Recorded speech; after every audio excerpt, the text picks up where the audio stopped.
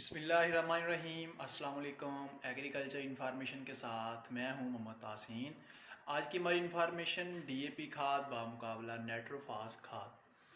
खासकर भाइयों, आज हम बात करेंगे डीएपी और नाइट्रोफास खाद के अंदर फ़र्क क्या है, इसमें से कौन सी खाद ज़मीन की तैयारी के वक्त इस्तेमाल करते हैं, कौन सी खाद हमें सस्ती पड़ती है, कौन सी महंगी पड़ती है, इसके बारे में हम तफसील से बात करेंगे।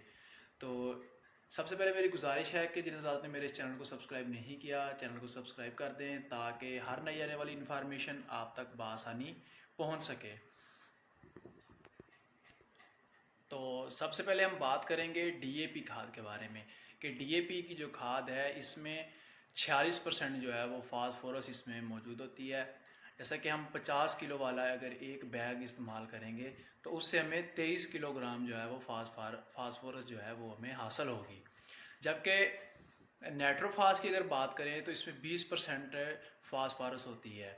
यानी नाइट्रोफास अगर 50 किलोग्राम का एक थैला हम इस्तेमाल कर रहे हैं तो उसमें से हमें 10 किलो फास्फोरस जो है वो मिलती है। तो इस तरह डीएपी के अंदर 18% जो नाइट्रोजन होती है, यानी 50 किलो वाला डीएपी का अगर हम थैला इस्तेमाल कर रहे हैं तो उससे हमें 9 किलो जो है वो नाइट्रोजन भी हासिल हो रही होती है।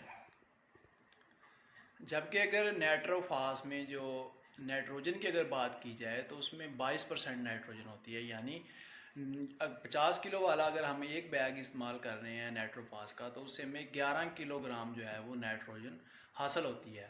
तो अब बात करेंगे इस्तेमाल के बारे में। डीएपी के अंदर जो नाइट्रोजन होती है वो अमोनिकल शक्ल में होती है, जो कि बहुत कम ज़ाया होती है और पौधे उसे जो है वो बहुत जल्दी इस्तेमाल कर लेते हैं। जबकि नाइट्रोफास की अगर बात करें तो नाइट्रोफास के अंदर जो नाइट्रोजन होती है वो अमोनिकल शक्ल में भी होती है और नाइट्रेट शक्ल में भी होती है। नाइट्रेट शक्ल में जो है नाइट्रेट शक्ल वाली जो नाइट्रोजन होती है वो पौधा फ़ौरन जो है वो उसे काबिल इस्तेमाल में ले आता है।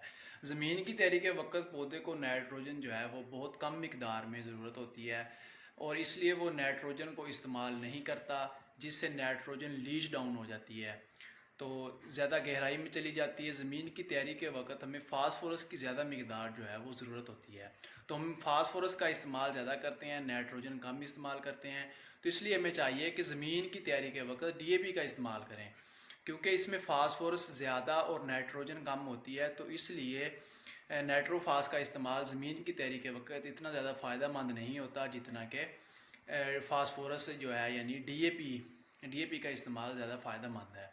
बात करेंगे इसकी हल पजीरी के बारे में कि डीएपी खाद जो है वो पानी के अंदर हल पजीरी उसकी जो ज़्यादा है, तकरीबन 90% जो है वो डीएपी पानी के अंदर हल पजीर हो जाती है। जबकि नाइट्रोफास खाद जो है वो 70% पानी के अंदर जो है वो हल पजीर होती है।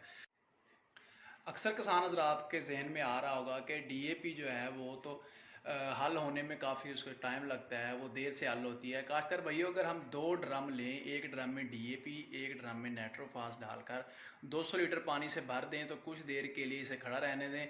इसके बाद आप इसे अच्छी तरह हलाएं तो दोनों हल हो जाएंगे। लेकिन डीएपी वाले ड्रम में जो है वो जो ज़रात हैं उसके वो 10% वो आपको उसके पेंदे में नीचे बैठे हुए आपको नज़र आएंगे। जबकि जो नाइट्रोफास वाली जो ड्रम होगा उसे हम अगर हिलाएंगे तो उसमें 30% जो है वो ज़रात उसमें बैठे होंगे जो कि पानी में हल नहीं हो रहे होंगे। जबकि नाइट्रोफास खाद जो है वो 70% जो है वो पानी में हल होकर पौधे को मिलती है। जैसा कि डीएपी की अगर बात करें तो डीएपी 90% जो है वो हल होकर पौधे को मिल जाती है। अगर इसके पीएच लेवल की बात करें तो डीएपी खाद का जो पीएच लेवल है वो 7.5 से 7.9 तक रहती है। ये एक असासी खाद है और हमारी ज़मीनें भी असासी हैं और पौधा भी असासी माहौल में पौधा जो है वो ज़्यादा खुराक की अज्जा को इतनी खुशी से नहीं उठाता, खुशी से उसे नहीं पिक करता। लेकिन जो नाइट्रोफास खाद है इसकी पीएच लेवल जो है वो बहुत कम होता है, 3.5 है। जब किसी ज़मीन में इस्तेमाल करते हैं तो वो ज़मीन जो है तेज़ाबी माहौल बना देती है।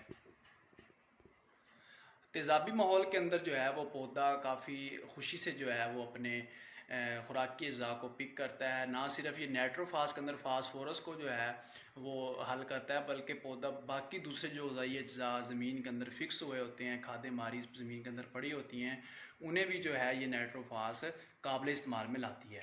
مجھے امید ہے کہ میری آج کی انفارمیشن فارمرز رات کو ضرور پسند آ گئی ہوگی. اگر پسند آئی ہو تو اسے لائک اینڈ شیئر ضرور کیجیے گا. آئندہ ایک نئی انفارمیشن کے ساتھ حاضر ہوں گے. تب تک کے لیے اللہ حافظ.